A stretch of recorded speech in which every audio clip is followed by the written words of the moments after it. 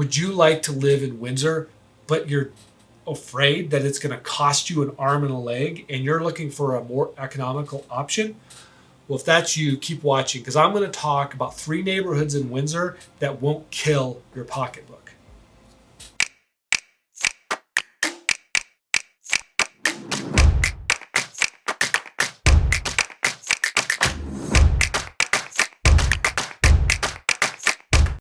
Hi, my name is Jamie Eklund, and I'm a realtor here in the beautiful state of Colorado.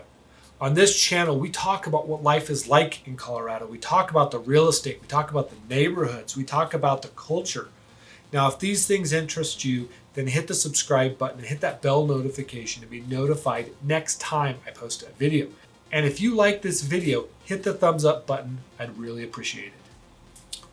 All right, so today we are going to be talking about some of the most economical neighborhoods in Windsor. Windsor is just such a popular place that a lot of people are flocking here. And some people want to live in Windsor, but they're thinking, I can't afford Windsor.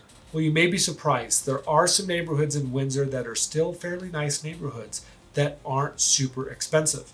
And the first one is going to be the Westwood Village. Now, this neighborhood was built kind of in the 97 timeframe all the way up to 02. And so it's not a new neighborhood, but it's not super old either. And you can get into a property in this neighborhood for as low as like $425.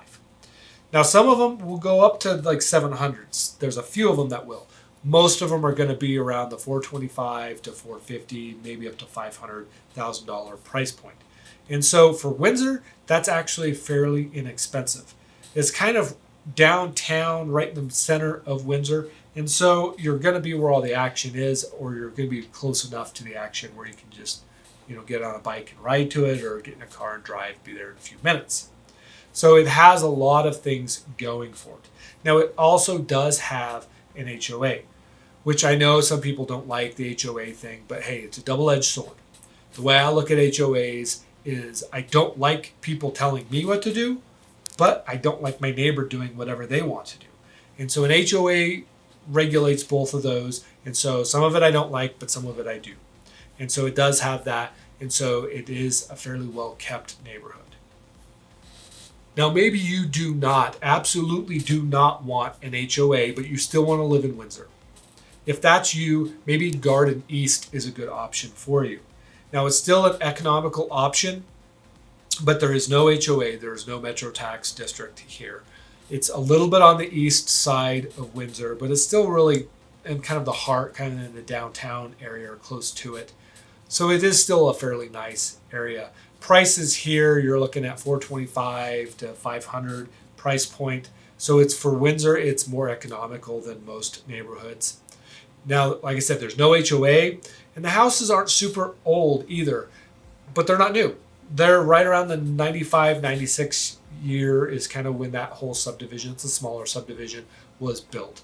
So it may give you some options. If you don't want the HOA, but you still want to live in Windsor, you want to be close to everything, Garden East may be the place for you.